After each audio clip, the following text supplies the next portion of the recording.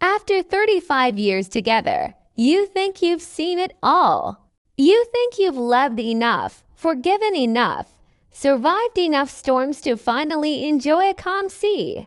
That's what Helen believed too. She built her life with Mark, her husband, her partner, her best friend once upon a time. They'd raised a daughter, built a home, shared countless dinners and sleepless nights. Birthdays and bills, laughter and long silences. Their house, a quiet two-story place on the edge of a leafy neighborhood, held the ghosts of every version of them. The young dreamers, the tired parents, the distant partners. It was home, full of history, not necessarily happiness. Helen wasn't the kind of woman who expected fireworks anymore. She found beauty in small things. Her garden of white lila, the sound of the kettle boiling, the creak of the wooden stairs at night. She worked part-time at the local library, loved her morning coffee, and always left one lamp on until Mark came home. But one Thursday evening, that lamp stayed on for far too long. Mark was late again. Dinner had gone cold, rosemary chicken, his favorite. Helen sat at the table, the clock ticking louder than usual. When the front door finally opened, she looked up, expecting his usual tired smile and some excuse about work. But his eyes were different, detached, almost rehearsed. He sat down, clearing his throat. "Helen," he began, not meeting her gaze. "We need to talk." Those words, "we need to talk," can freeze the air in any room. She nodded quietly. "All right, Mark, what's on your mind?" He hesitated, fingers trembling slightly. I don't know how to say this without hurting you." Her heart skipped. "Just say it," she whispered. "I think I need something new. I've been feeling stuck for years. And it's not your fault, Helen. You've been wonderful. But I've met someone who makes me feel alive again." The world stopped. The clock on the wall ticked twice, then 3 times, but Helen heard nothing. When she finally spoke, her voice was steady, too steady. "Someone new." Mark nodded, guilt in his eyes. "Her name is Rachel. She's from the firm. It just happened." Helen sat there, staring at the man she'd shared her entire adult life with. 35 years, gone in a few sentences. She didn't scream, didn't cry. She just stood up, walked to the kitchen, and turned off the stove that had long gone cold. "I see," she said quietly. "And what do you plan to do now?" Mark exhaled. I think I need some time away. Maybe stay at a friend's place for a while." Helen nodded again, as if she were taking mental notes. "A friend's place," she repeated. Of course, when he left that night, suitcase in hand, she didn't stop him. She simply closed the door and leaned against it, feeling the years crash down on her shoulders. The air smelled like rosemary and betrayal. That night, she didn't sleep. She sat by the window, the lamp still on, watching the shadows shift across the garden. Her daughter Clara called the next morning, cheerful and unaware. "Hi, Mom. How are you and Dad doing? Did you get the new sofa delivered?" Helen tried to answer, but her throat tightened. "Yes, sweetheart," she said softly. "Everything's fine." But at WAS and single quotes T. days turned into weeks. Mark moved out, claiming he needed space. Friends began to notice Helen's quietness, the way her smile didn't reach her eyes.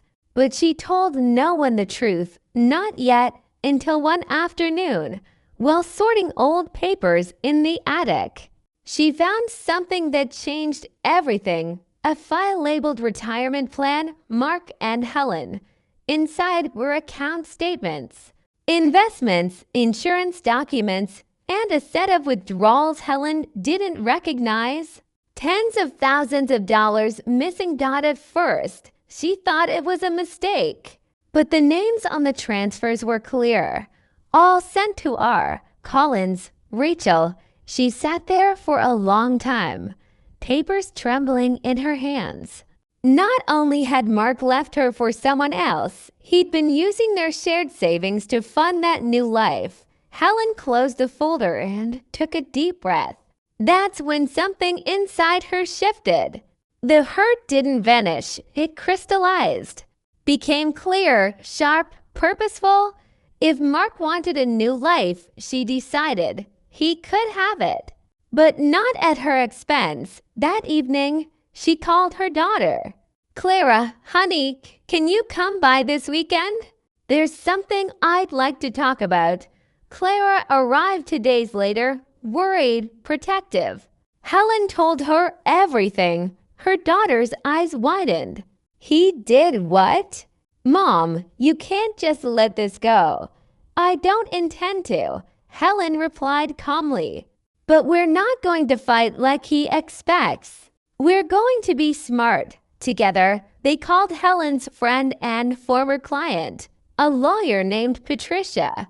Within days, Helen knew her legal rights, every hidden account, and every asset in both their names, but she didn't act yet. No, she waited, because something deeper than anger guided her now. It was dignity. Weeks passed. Then an invitation arrived in the mail, a gold-embossed card reading, "Mark and Rachel invite you to join us for an evening of celebration, 35 years of new beginnings." Helen held the card for a long time. The irony almost made her laugh. He was celebrating 35 years of marriage by parading his affair. Clara wanted to tear it up. "You're not going, Mom. He doesn't deserve your presence." But Helen smiled. "Oh, I'm going," she said softly. "Not for him. For me." That night, she opened the old jewelry box from her mother, a pearl necklace she hadn't worn in years. She looked at herself in the mirror. Older, yes, but still graceful. Still standing. And for the first time in months, she felt something close to strength. Sometimes, my dears, when life breaks your heart, the most powerful thing you can do is stay silent long enough to let the truth reveal itself. Because truth always does, and Helen was about to show them all just how calm.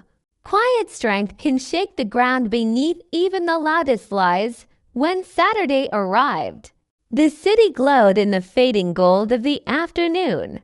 Helen stood before her mirror, her hand steady, her reflection calm. She wore a navy blue dress, simple, elegant, timeless.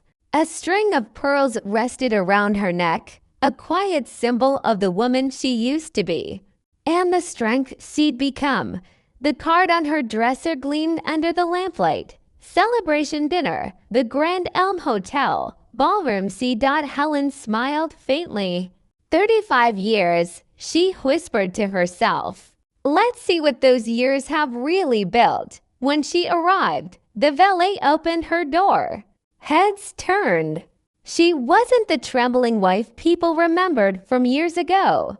She was poised woman who carried her pain with grace. Inside, laughter floated through the air like perfume.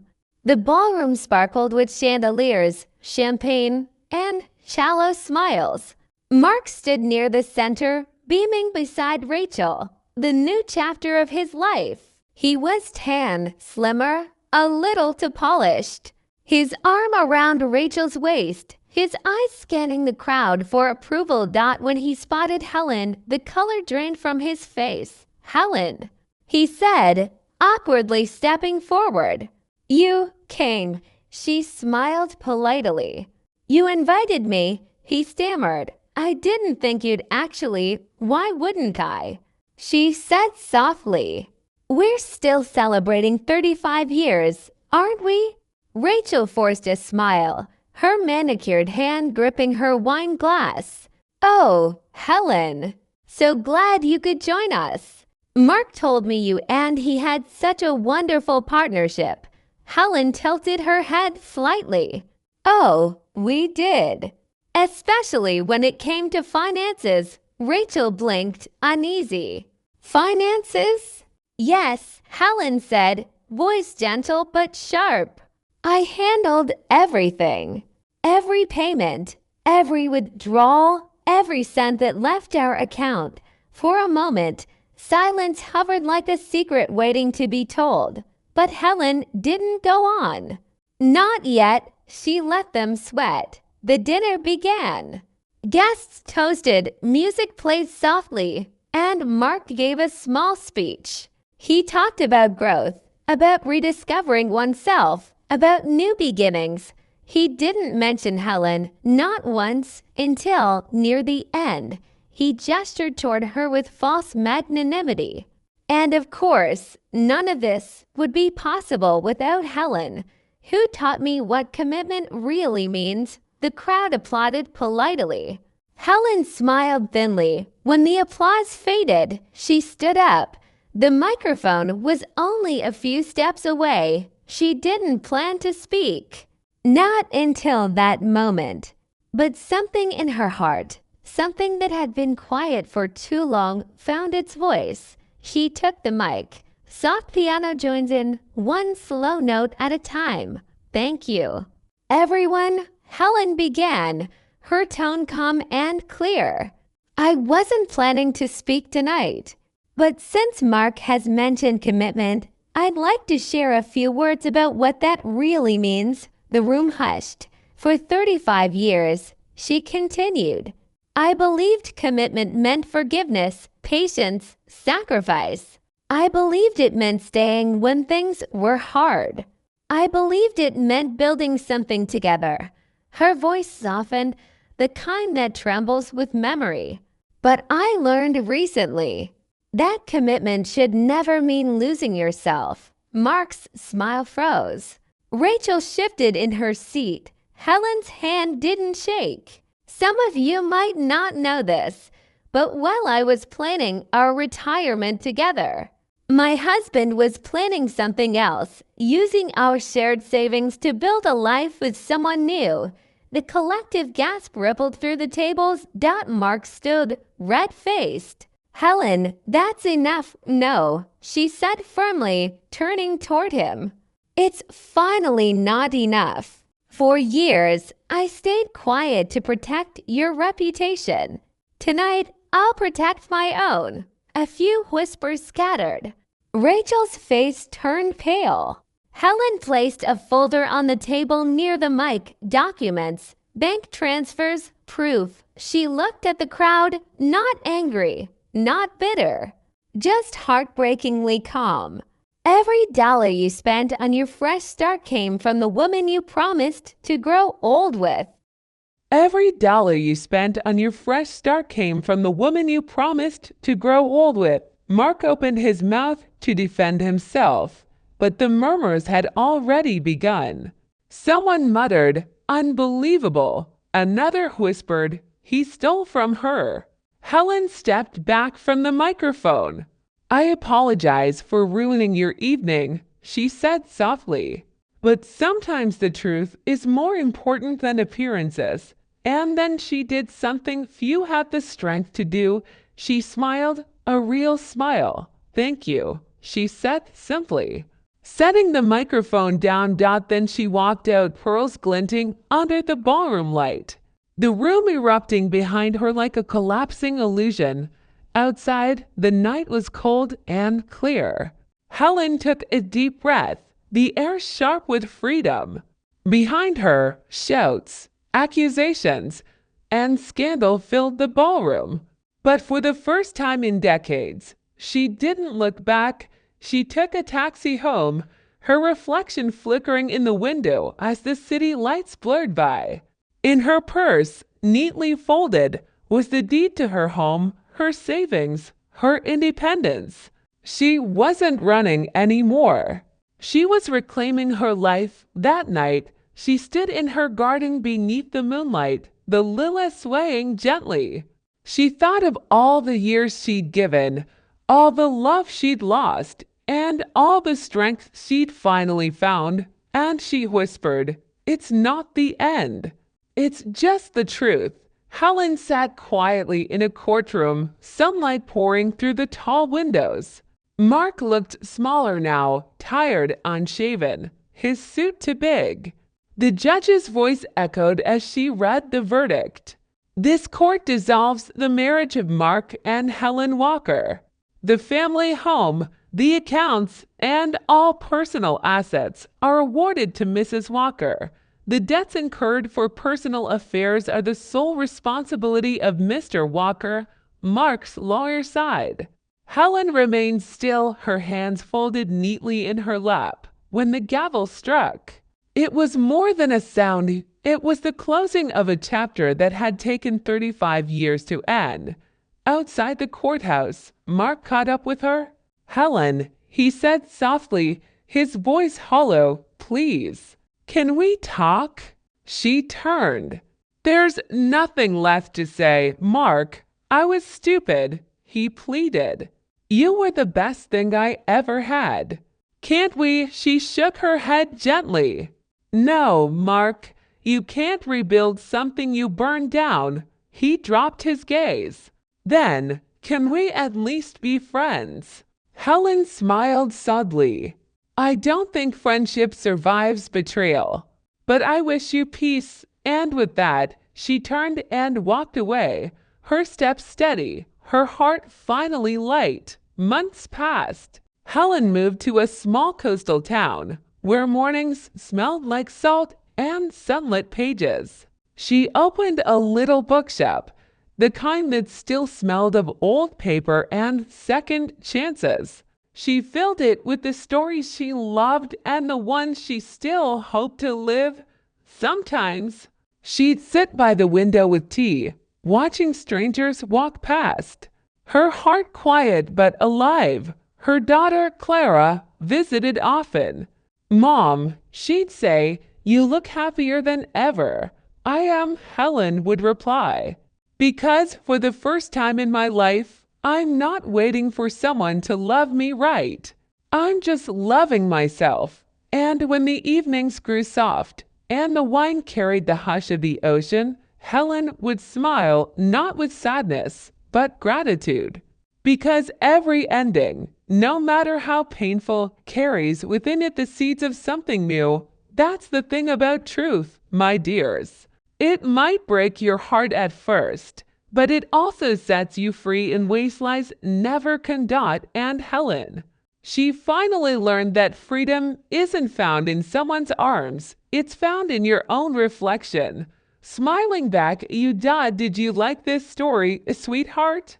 Tell me where you're listening from, and remember, no matter how heavy life feels tonight, truth and kindness will always guide you home. With love, Auntie Mae. Months rolled into seasons, and the world outside Helen's little coastal town moved on, but inside her bookshop, time slowed down in the best way.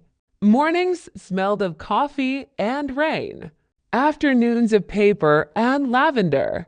The bell above her door chimed softly whenever someone came in, and she always looked up with a kind smile, ready to listen, ready to share a story. Helen had become something of a quiet legend in the neighborhood.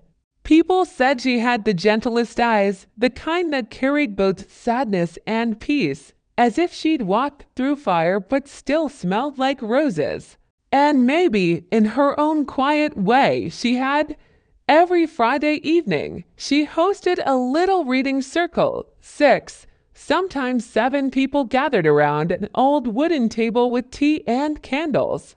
There was Mary, who'd lost her husband; Lucas, who'd just moved to town after his divorce; young Emma, shy and full of questions about love; and Helen, who always said, "We don't come here to fix each other. We come here to remember we're not broken." Sometimes, during those evenings, Helen would read lines from her favorite books.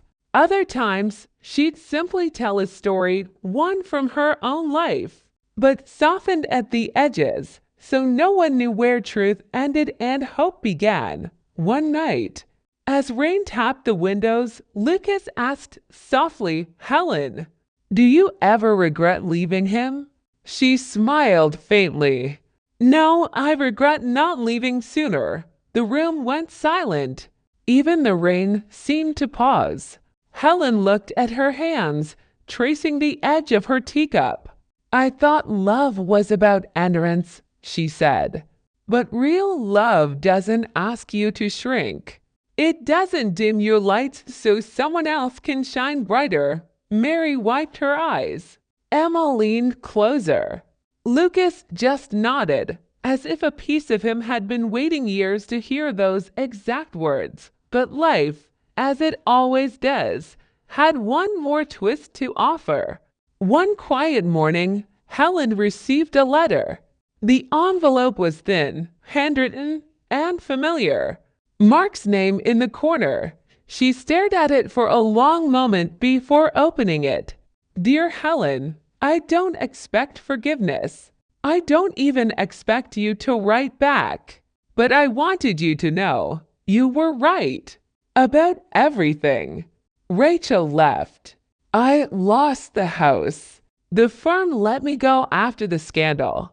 I've been staying with my sister for a few months now. It's strange how silence sounds when there's no one left to talk to. If I could go back, I'd undo every selfish choice. But I know that's not how life works. Thank you for the years you gave me. I didn't deserve them. I hope you find every bit of joy I once took from you. Sincerely, Mark." Helen folded the letter slowly. For a moment, she just sat there, the sea wind drifting through her open window, the sound of gulls in the distance. Then she whispered, almost to herself, "I forgive you, Mark." But that doesn't mean I'll ever forget. That night, Helen walked down to the beach. The tide was low, the sand cool beneath her feet. She watched the horizon glow pink and gold as the sun began to set. Around her, families laughed, dogs chased waves, and children built castles that would soon wash away. She smiled because she finally understood something simple but profound. Life isn't about what we lose. It's about what we learn to let go of. And as the water touched her toes, she whispered, "Thank you for breaking me, because now I know how to build myself." Weeks passed, and Helen's bookshop grew busier. A local journalist even wrote an article about her, the woman who turned heartbreak into hope. People began writing letters to her, strangers from across the country, sharing their own stories of loss, courage, and renewal. Helen replied to each one, personally, in her neat handwriting. At the bottom of every letter, she wrote the same simple line: "Healing doesn't happen all at once. It happens every time you choose peace over pain." One evening, as Helen was closing up, a man stood by the door. He looked about her age, tall, quiet, with a kind face and eyes that held the same kind of hurt hers once did. "Sorry," he said. "Are you still open for a good story?" Helen smiled. "Always," he chuckled. "Then I might have come to the right place." His name was Aaron. He was a retired history teacher, new to town, recently widowed. He loved books but hadn't had the heart to read since his wife passed away. That night, they talked for hours about literature, about loss, about how time softens what once felt unbearable. He began coming back once a week, then twice. Sometimes to talk, sometimes just to sit quietly and read. It wasn't romance at first. It was companionship. A shared silence that didn't feel lonely. One evening, he helped her close up, and as they stepped outside, the sunset painted the street gold. He turned to her and said gently, "You have a way of making people believe in tomorrow again." Helen smiled softly. "Maybe that's because I stopped fearing it." As months turned into years, Helen and Aaron became dear friends. They traveled to small towns, visited old libraries, shared dinners by the sea. There were no grand declarations, no fireworks, just peace. And sometimes peace is the greatest love of all. And one evening, as they walked hand in hand along the beach, Aaron asked quietly, "Do you ever wish things had gone differently?" Helen looked at the waves, the horizon glowing violet and gold. "No," she said. "If they had, I wouldn't be here. With you, free." He smiled. "Then maybe heartbreak isn't an ending." "No," she said softly. "It's a beginning with a different name, and that's how it ends, my dears. Not with revenge, not with regret, but with a quiet kind of grace. Because sometimes the most powerful thing a woman can say isn't 'I love you' or 'I hate you.' It's simply, 'I'm done hurting.'" Helen never remarried, but she never lived alone either. Not really. Her life was full of laughter, pages, and people who understood that love doesn't always come wrapped in promises. Sometimes it arrives as peace, and whenever she'd tell her story to someone new, she'd end it the same way every time. "He wanted something new, and I became it." So if you're listening tonight, sweetheart, if your heart feels heavy, if someone made you believe you weren't enough, remember Helen. Remember that endings are just stories that forgot to keep going. And remember, you are never too old, too broken, or too late to start again. Good night, my dear. Until next time, be kind to your heart.